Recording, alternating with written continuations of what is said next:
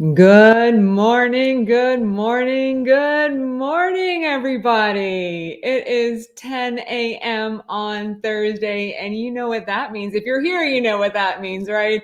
It is time for her investing coffee talk with yours truly, Jessica Perrone. As you come into the broadcast, introduce yourself. Say where you're from. We'd love to have people joining in the chat. Good morning, Adina. I'm so glad you made it. We do have a community here of really super intelligent women, yes, that are either advanced investors or not so investors, beginners. And we are all hopefully entertained by the way that Jessica Perrone, myself, approaches finance investing and the money talks. So if you have missed any of the episodes, I do have all the episodes on my website. I'm going to go ahead and put that in the chat. People have actually been saying they've been binge watching my episodes. So if you miss any, you can see them right there on my website. I have the last 9 episodes on there. So if you do miss one, you can watch it there. So let me introduce myself. I'm Jessica Perrone, the founder of Her Financial IQ. And the reason why I put together Her Financial IQ was because I noticed how much stress the conversations about money and investing caused women. And I realized there's so many smart women out there that just put up blocks. They just put up blocks when it comes to these concepts. So what I really wanted to do was create a curriculum and create a forum and a community where women can learn about money and investing in an approachable manner where they're not talked down to, right?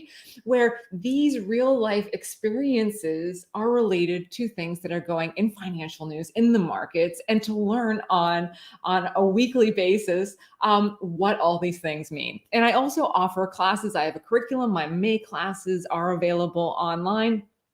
You can see them at Her Fin IQ as well. And we go through concepts from just getting your financial ducks in a row before investing, like getting your credit cards under control, getting your emergency fund together, getting your credit score together, and then going into the different concepts of investing. So yeah, it's super fun. The women have been having a great time in the classes. And actually today I'm going to be talking a lot about my teen classes as well. Because yesterday we had such a great class. We were talking about earnings and whatnot. And I just wanted to bring in some of the realizations that they came up with. You know, they say from babe's ear. Well, the insight from these teens is pretty cool. My background is I was actually in finance for 16 years. I left about 3 years ago to be a stay-at-home mom. And that's when I put all this together. And it has been such an amazing journey since then. And thank you for all those people that keep coming back to the show week after week to practice that language of investing. So outside of these coffee talks, you can take the classes, as I mentioned. You can read my column. That's also posted on my social media. You can attend workshops, or you can hear me speak on panels and podcasts and radio shows. I actually have a lot of events coming up that I'm speaking at. One of the ones I'm most excited about is Vegas, baby. I'm going back to the Money Show. So there's the Traders Expo, and then there's the Money Show. Money Show is for investors. And let me tell you, if you are interested in investing, this is such a great show if you're in the Vegas area. And I will be there speaking, and I'll be doing my Her Investing Sense for Beginners workshop. That will be Wednesday, May 11th from 12:30 p.m. to 1:15 p.m. So yeah, I'm going to go ahead and put that link in the chat as well. So if anybody is in the Vegas area and would like to see me there, I would love to meet you guys IRL. I love that. I really do. Okay, so moving on, we're actually going to start right now. So go ahead and grab your identifying investment worksheet. And the identifying investment worksheet can be found on my Linktree link in the event bio. And basically what I encourage women to do is when they hear about companies and products and stocks that they are interested in, they add it to their identifying investment worksheet. They keep track of it. They start watching the news on it. They start seeing how the stock prices move, and they start educating themselves and familiarizing themselves with this list. And there's a whole process that goes on beyond that. And you can learn more about that in my classes, but it's a really great way to start your list of companies, products, and stocks that you believe in. And it's a really great tool for a first time and a beginner investor that's looking. It's like, what am I going to invest in? What am I going to invest in? Right. So this is that solution to that conundrum, right? So, as I mentioned, today I'm actually going to get inspiration from yesterday's teen class. I love this group of girls. Oh my gosh, they are amazing. And they are so smart, and they're picking up on these concepts so fast. And yesterday we were talking about margins. We were talking about company margins, and we were also talking about how it's earnings season currently. And Wall Street is looking at how these companies' margins are holding up. As their input prices increase, these companies' input prices increases, are they able to pass it on to the consumer? Right. So these were points that we were discussing and talking about yesterday in the teen class. Now, to make a point in this class, what I did was I actually asked all the young ladies, okay, is there any products in your household, if they increase the prices, would you continue to buy it? Okay, so I went around, and actually some ladies said food, right? Consumer staples, that makes sense, right? And then the other ones said video games. And, a lot of video game components would be part of the tech sector. And after I heard after this poll, and I like to do polls because, we're tuning into our gut and what we are noticing in our everyday lives, right? That's what makes a successful investor. And so I was like, oh, this reminds me of a conversation that I heard on Bloomberg Radio earlier in the week, where they were asking if the tech sector is a new defensive sector. So what is a defensive sector? So there's actually 11 stock market sectors. Let me back up a little bit. There's 11 stock market sectors. There are communication, consumer discretionary, consumer staples, energy, financials, healthcare, industrials, materials, real estate. Okay, so those are your 11 stock market sectors. And historically, the defensive sectors are the staples, the things that people have to have in their life, depending, regardless of, the economic, what's going on economically around them. So the three that come to mind are utilities, healthcare, and consumer staples, right? Your utilities, you need your electric, you need your water, right? You need those items to live. So you have your utilities, you have healthcare, right? You need to have healthcare, and you also have consumer staples. So consumer staples is food, it is your like toilet papers, your cleaning products. So those would be your consumer staples. Now, I've also seen people lump in defense, so military spending with that. And you can kind of see that happening from also the Ukraine-Russia situation. So some people have said, defense can go in there. And I've also seen an article in Motley Fool where they also include cost-conscious retail. Now, these are companies in the consumer discretionary sector, the nice to haves, that consumers will still potentially buy because they are, cost conscious. So some of those stocks would be like Dollar General, and they even are putting in Home Depot in there because people now may do more home improvement projects themselves instead of having someone else do it for them. So that's why they put it in there. Now, I personally would put in McDonald's into that category as well as cost conscious, retail. And you know what? The earnings show from this morning that maybe I'm onto something here, because they slayed their earnings this morning. They're doing really, really well. And in another one of our classes recently, we were actually talking about this. If you wanted to go out and maybe you don't have a lot of money, maybe you would go to McDonald's. So this is again, thinking about what's going on and how you would react as well, right? So I would actually put McDonald's in there as well. Okay, so now going back to technology, right, as a new defensive. So these girls are going, okay, yeah, we're not giving up our video games, right? And I'm going, well, I'm not giving up my iPhone. No, I'm not going to give up my iPhone. And it's interesting because we've had a lot of tech companies reporting their earnings, and it's kind of showing the same thing, that maybe they are defensive stocks. We had PayPal report their tech, and they slayed their earnings. We had Qualcomm. They reported earnings and beat. We had strong earnings out of Visa. We had strong earnings out of IBM. And we also had strong earnings out of Microsoft. So I guess what we're really waiting for, right, is Apple after the close today to report and see how they're doing, right? And maybe we should be adding tech to the defensive as well. What do you guys think? Go ahead and put in the chat. I'd love to hear what you think as well. So going forward, so of course, after asking these teens what they would pay extra for, I turned it around and I said what they wouldn't pay extra for.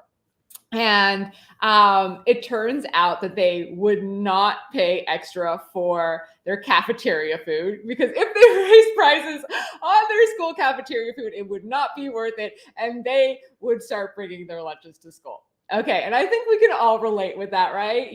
So there's certain price points that you're like, it's not worth it anymore, and I'm just gonna start making my own food, right? So that is something that we're gonna look out for with the restaurant sector. But they also said Starbucks. I was interested. They're like, yeah, prices go up, or we can do without Starbucks. Now, what's interesting about Starbucks, right, is Starbucks is coffee. And hold on with me. I have a little interesting rabbit hole I went down this morning. So Unilever Consumer Staples actually had their earnings this morning. That ticker is UL. And they are considered a defensive stock because they are staples. And I was looking at a slide from their deck this morning, and they were talking about how they had earnings pressures from numerous from the price increases on a number of inputs that they use for their products. And so some of those were palm oil, soybean oil, resins, aluminum, and petrochemicals. Petrochemicals is from oil, right? And we know about oil prices, how they've increased. Now, what was interesting though on this slide deck was, so you have all the price increases on the right-hand side, but then there were two items that actually had price decreases on this deck, excuse me. Can you guys guess what that is? So actually it was tea and coffee prices. Yes, tea and coffee prices were actually down comparably from January to March. Okay, tea prices were down 9% and coffee was down 6%. Okay, and I even noticed this at the grocery store this week when I went to go buy coffee. The brand that I typically drink was on sale. I've seen it go as high as $7.99 during COVID, and it was back down on sale to $4.99 again. So I'm seeing the direct response to that in what I'm paying for it in the grocery store. So, of course, now I'm really, really curious to see how Starbucks and Krispy Kreme, actually Dunkin' Donuts is no longer a public company, but Starbucks SBUX, excuse me, has earnings coming up May 3rd. And Krispy Kreme, that's DNUT, D-N-U-T, they have their earnings coming out on May 11th. And I'm going to be really interested to see how these coffee prices may actually benefit their earnings. We'll see, right? So interesting. Yep, that's where my brain goes. I look at this stuff and I go, aha! I have an aha moment. Yes. However, on the food front, we do have a little bit more bad news. Yeah, potentially coming down the pipeline. I picked this up, but I didn't get to it last week. It's that La Nina is not weakening, and this may mean this may mean some crazy late spring and early summer weathers. And that could cause problems for wheat and corn. Yes, wheat and corn prices from La Nina, may create issues. So we'll see how that will impact. I know that it's been like unseasonably cold, right? These last couple of days, it was unseasonably warm, and now it's unseasonably cold. And I know that my poor little flowers are wilting again. Yeah, they are. So we can just imagine what that is doing to crops across the US. Okay, so moving on, going back to my teen class that I absolutely love. So at the very beginning of the session, we came up with a company idea. And I don't even remember how we came up with it, but it is a company that keeps going through all of these different hypothetical news-related moves, okay? And so the company is, and I've talked about this before, is Sam Sturdy Straws. And Sam Sturdy Straws has actually acquired Sam Sturdy Sturdy Cups as well, and now it's Sam Sturdy Straws and Cups. Okay, yes. And so what it is that it's some sort of technology that they have for sturdy paper straws and cups. Yeah. So that's this make-believe company that they've created. And so we make up hypothetical news reports, and we talk about how those news reports will affect the company and thus will affect the stock price. So this is our hypothetical company. And within a class, this hypothetical company's hypothetical stock could swing, tons, have crazy moves in the stock based on these hypothetical situations that we talk about. Okay. And you don't typically see these types of price swings in real life, except for yesterday, we did see it in Beyond Meat. Okay. So Beyond Meat moved $10 up and down, almost $10 back down yesterday. And this is how it happened. So at 2:09, Beyond Meat was trading around 36.62. Okay. And then a headline from Fast Company comes out, and they are saying that McDonald's executives, and this is the headline, McDonald's and Beyond Meat say the McPlant burger is an opportunity. And it goes on to say some other things. So this is picked up on financial news, and Beyond Meat skyrockets $10. Okay. And by 2:29 in 20 minutes, was at 46.53. It was at 46.53. Okay. So then what happens is that McDonald's comes out with comments, and they're saying, well, the earlier Fast Money headline on Beyond Meat is being misconstrued. There are no new plans with Beyond Meat to announce. And guess what happens? By 2:46, Beyond Meat stock price was all the way back down to 36.97. Yes. So we had almost $10 moves, up, $10 move up, and almost a $10 move down, just under, in less than 40 minutes.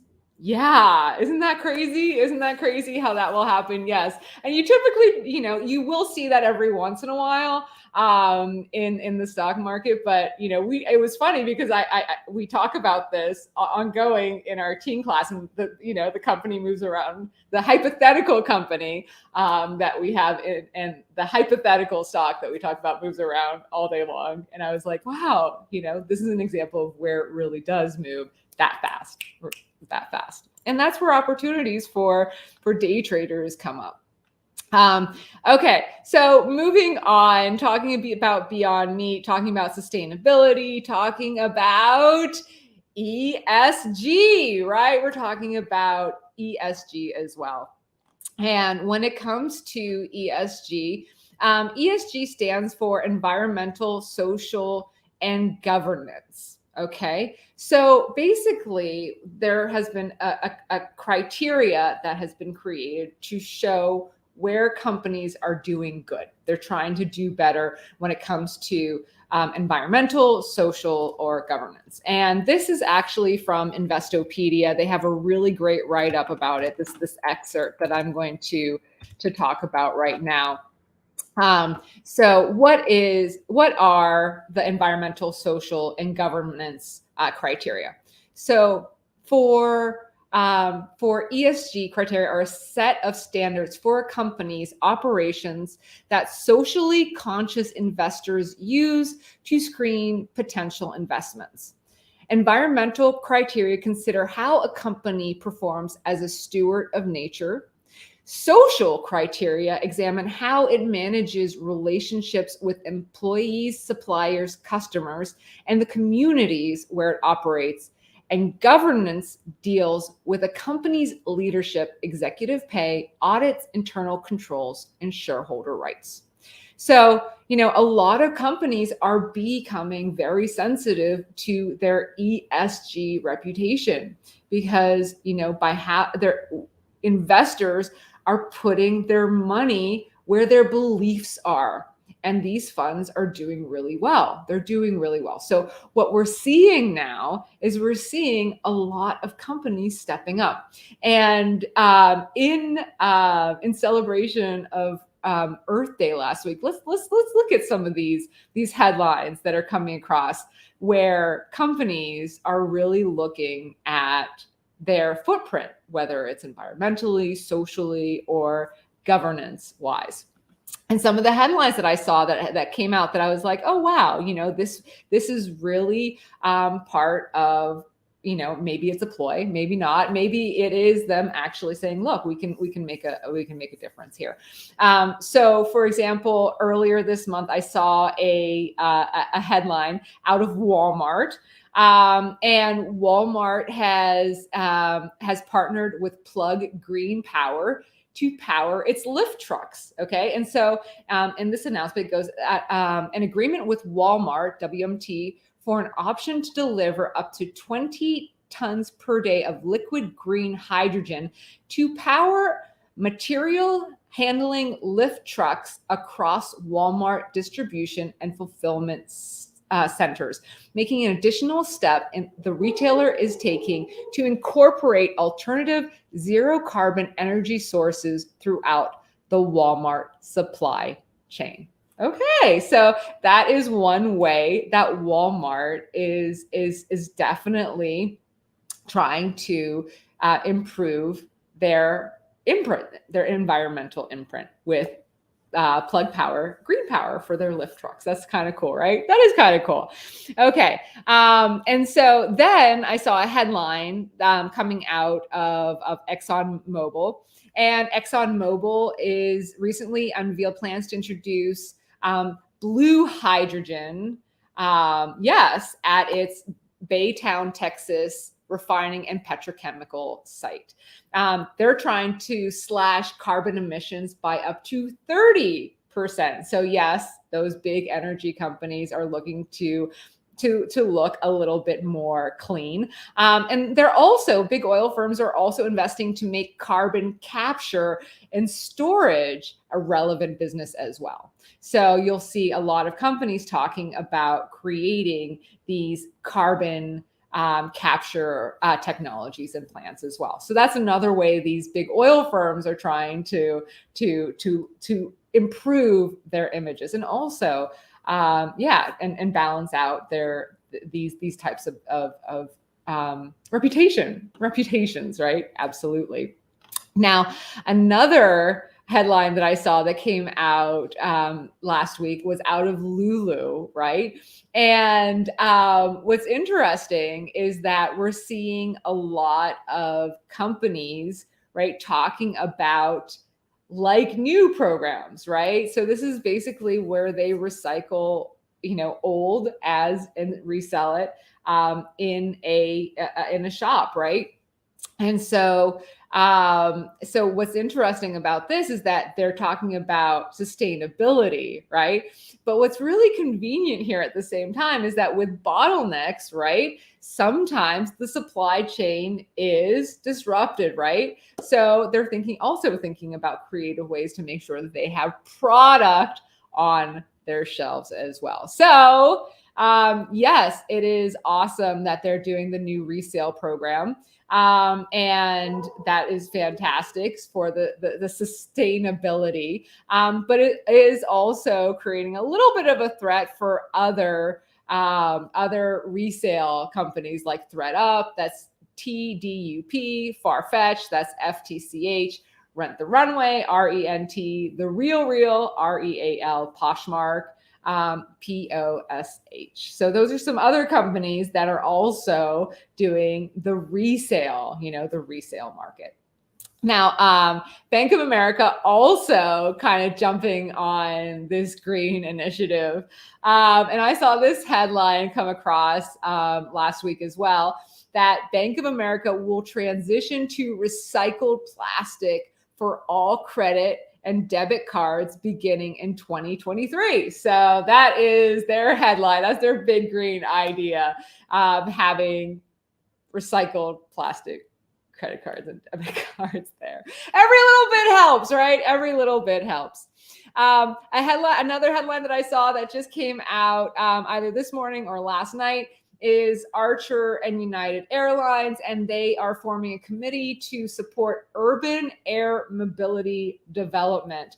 And so if you guys don't know, Archer Aviation is working on eVTOL, okay? And that is electric vertical takeoff and landing vehicles. Yeah, so really what they're trying to do is they're trying to replace helicopters. They are not as noisy, reducing noise pollution, excuse me. They're electric, so they are cleaner, and they are easier to navigate, supposedly. So Archer Aviation and United are working in partnership to get these created. So yeah, that Archer Aviation is ACHR and United Airlines is UAL. And then let me see what else I have here. Okay, let's see what else. And so not so ESG, but gas prices are so high. That's what I'm going to call this. That's how I'm going to label this one. So this headline came out last week out of Citigroup. And basically, shareholders rejected a proposal that would limit fossil fuel loans. And that's from their annual meeting. So, they want to go green. They are saying, look, maybe, to go green, we're going to limit our fossil fuel loans. But the other side are like, oh my goodness, gas prices are so high. How can we possibly limit those types of loans? Now, again, if we didn't have so much demand for fossil fuels right now, if oil prices weren't so high, maybe that would have gone through. But with high oil prices, it's not really too surprising that that vote would not go through. So moving forward here, I also saw an interesting headlines when it came to home sales. I'm always looking at these home sales, and I find them intriguing because we have a lot of inputs going into these home sales. We have interest rates that are increasing, so people's purchasing powers are going down, and because of mortgages. And then we also have all of the input costs coming into it, right? So the prices to produce these houses are also more expensive. So I saw this headline come out of existing home sales, and existing home sales actually fell 2.7% in March, but prices are still on the rise, and that's existing home sales. And then out of new home sales, right? New home sales actually fell 8% in March, but the median price of the home rose from $436,000 to 436,000 from 421,000. Okay. And what's interesting is that, sales year over year by region in the Northeast, where I'm at, was down 5.4%, the Midwest off 8.7%, the South down 10.2%, and the West down 6% year over year. So what's interesting is that you see these headlines coming out, and now what I saw was this headline coming out that said U.S. home builders urge White House to address housing affordability woes. Isn't that interesting? Yes. So the National Association of Home Builders is actually urging President Biden to help reduce material and labor costs as housing affordability falls to its lowest in more than years. Okay. So the housing market is reaching an inflection point that threatens to derail the current housing and economic expansion. Yes, right? They're like, yeah, we're not going to be able to sell as many houses. So what they are asking for is what they're asking for is to Biden to suspend tariffs on Canadian lumber. Yeah. So that's what they're asking. They're asking to pursue a new long-term softwood lumber agreement so we can get lumber prices down. Isn't that interesting how that works? Yeah. So it's interesting to see the headlines come across and also see, what these lobbyists are doing, in the government as well. They're like, look, let's get rid of some of these tariffs so we can bring down the prices. So we'll see how that works out as well. So to the workforce now, to the workforce. So I saw this really interesting headline out of Bloomberg that the pandemic is writing a new labor market playbook. One where worker shortages have made firms realize that mass layoffs shouldn't be the automatic response to every recession. And this actually makes a lot of sense. When there is an economic downturn, what you often see companies doing is downsizing, laying off, people that they don't necessarily need anymore, right? But right now, it's so hard to find help. It's so hard to find labor. It's expensive to acquire new labor. So so it absolutely makes sense that the worker shortages would help companies rethink this. Like, okay, we got to do other things. We have to do other things than just laying off people. And so he goes on. So this is from Connor Sen, and he goes on to say the shift will lead to fewer firings and a slower rise in unemployment in the next cycle. And that makes sense. That really does make sense. And that would probably mean a shallower downturn than we'd otherwise expect. And I really love this point. I really do. I really love this point. So thank you so much, Connor, for pointing this out. I think it's pretty cool. Now, going to women though, and the workforce and childcare. Childcare is a huge part of whether or not we are able to be in the workforce. And this headline was also out of Bloomberg. It was from yesterday that childcare workers are quitting the industry for good in the U.S. And this is basically because the low pay of childcare workers in the different industries are actually lower than big box stores. Yes. So their wages are lower and they cannot hire people, but they cannot increase, the cost of childcare because the women, and the families, childcare is expensive, right? So if you cannot make X amount of money to cover the cost of your childcare, are you going to do it? Are you going to be able to do it? So, so what it says here in this article is that staffing shortages paired with thousands of child care centers that never reopen leave about 460,000 families struggling to find alternatives. And this is based on Wells Fargo and Co. They estimate that keeping some of these women, parents, especially mothers, out of the labor force, right? If it doesn't make sense, if you are not making enough money, right, to cover childcare, clothes, the commute, food, all of those things, why would you do it, right? As a woman, it's really hard to do. So it makes it really super hard for women to go back to the workforce. And on a lighter note, though, I had this conversation with a friend of mine recently about why I couldn't go back into the workforce as I knew pre 3 years ago. Like last week I had to take my daughter to the ER. I had to pick her up from school, drop her off there. I was saying, thank goodness I wasn't in New York City, right? Thank goodness, my daughter's school is here in New Jersey. Thank goodness I wasn't commuting to the city so I could pick her up and take her to the ER. It was a reaction to a new medication she was taking.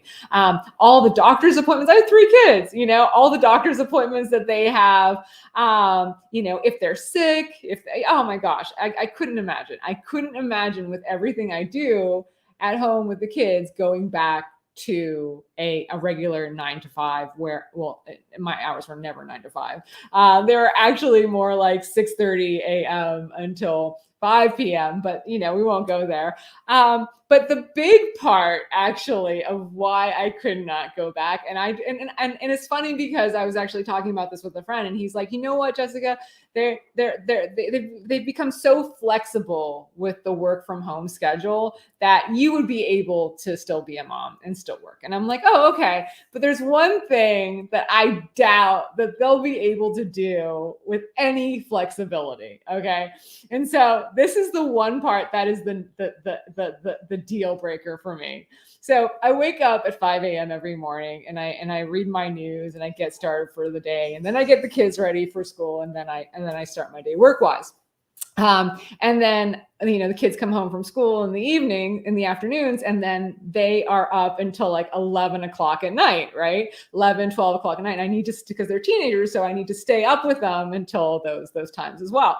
So with that said, right around 2 o'clock, right before they get out of school, I like to take a siesta. Yes, I like to take a 20-minute nap, which recharges my cells. And I started actually doing this on the bus back from the city to my house because I had to like recharge before the kids got home. So I would really need to have that nap. And I don't know if any banks or hedge funds or anyone would let me do that. Chime in. Let me know if your firm would let me have my afternoon nap, and it's funny. I almost have like narcolepsy because I'll be in the doctor's office with the kids and I'll be like, I can hit the snooze button anywhere. I can like fall asleep, sitting up, standing up, you name it. I can take that 20-minute nap anywhere. But let me know if your firm would allow you to take that 20-minute siesta in the afternoon. So with that said, in closing, I have my inspiration of the day, and that is that your financial future will be brighter than your past. Yeah, your financial future will be brighter than your past. And that is my wish for you, a bright financial future. And you know what? You might be overwhelmed with getting your ducks in a row, with paying off debt, with establishing an emergency fund, with understanding all these different concepts that I'm talking to you about. But you can do it. Yes, you can. You can do it. And just do baby steps, just baby steps. And even just being here today and listening to this broadcast is one step to a brighter future. Yeah, it is.